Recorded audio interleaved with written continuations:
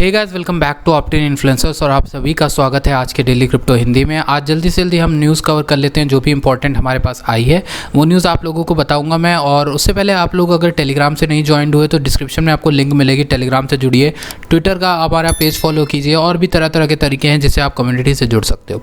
बात कर लेते हैं पहली न्यूज़ की। तो एडम बैक ने बोला है कि स्टॉक टू फ्लो रेशियो बता रहा है, स्टॉक टू फ्लो मॉडल है जो वो बता रहा है कि बिटकॉइन की प्राइस जो है वो $100,000 जा सकती है बाय द एंड ऑफ 2021। अगर मैं आपको बताऊं एडम बैक कौन है, ये बंदे हैं एडम बैक, और इनका मैं बहुत बड़ा फ़ैन क्यों हूँ क्योंकि ये एक ब्रिटिश क्रिप्टोग्राफर है एंड साइफरपंक है। He is the CEO of Blockstream which he co-founded इन 2014।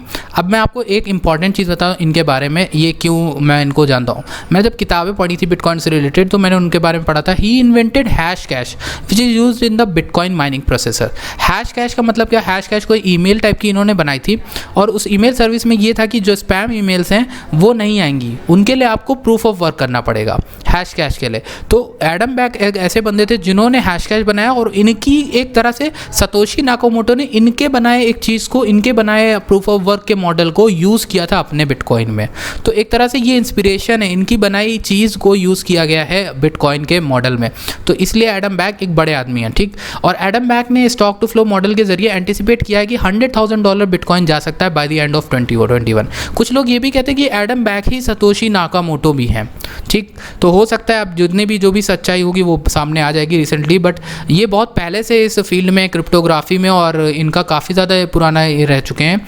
तो देखने वाली बात होगी कि आखिर एडम बैक करते क्या है। और इन्होंने बोला है the comparison I like was the competitor to physical gold because in many ways bitcoin is a better physical gold. इन्होंने बोला बहुत सारे तरीकों में, जैसे देखिए गोल्ड की यहाँ पर कहीं ना कहीं सप्लाई एक फाइनाइट नहीं है, फिक्स नहीं है, ठीक। अभी पक्का नहीं पता है गोल्ड कितना है, ठीक। तो गोल्ड का यहाँ पर नहीं है, लेकिन बिटकॉइन का पता है कि 21 मिलियन से ज़्यादा बिटकॉइन नहीं हो सकते, ठीक।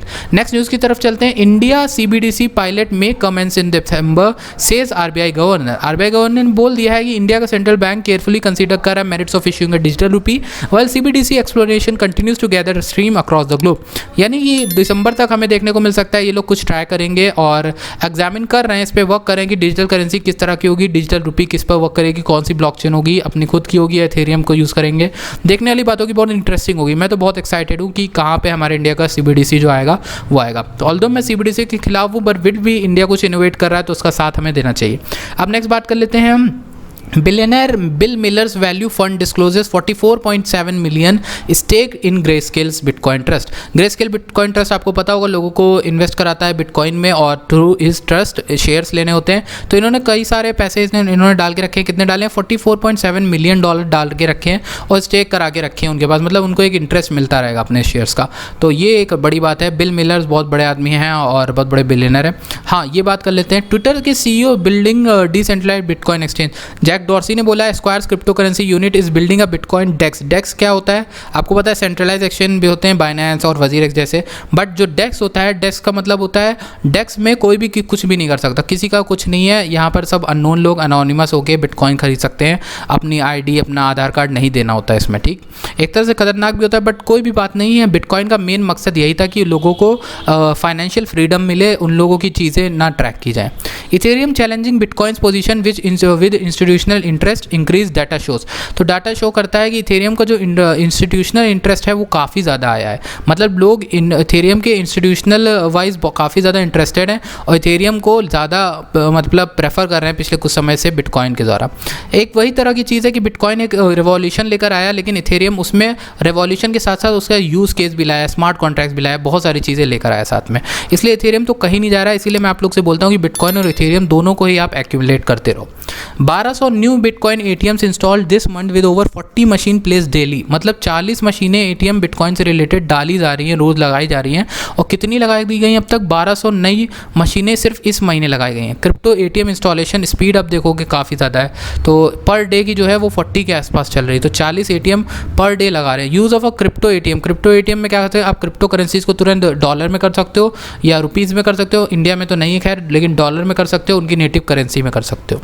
Ethereum EIP 1559 upgrade adopted 34x faster than bitcoin SegWit. Bitcoin की सेगविट जो अपग्रेड थी वो पहले आई थी 2017 के around I think, and Ethereum की जो आई है वो यहाँ पर देखिए अगस्त 25 2017 को आई थी सेगविट, और उसने 80% बिटकॉइन के जो ट्रांजैक्शन थे उसको यूज़ किया था। यहाँ पर बिटकॉइन की जो सेगविट अपग्रेड थी उसने भी काफ़ी स्पीड बढ़ाई थी, बिटकॉइन में बहुत नई चीज़ें लाई थी, तो उसको भी एंटिसिपेट किया गया था, तब बिटकॉइन की प्राइस बहुत बढ़ी थी।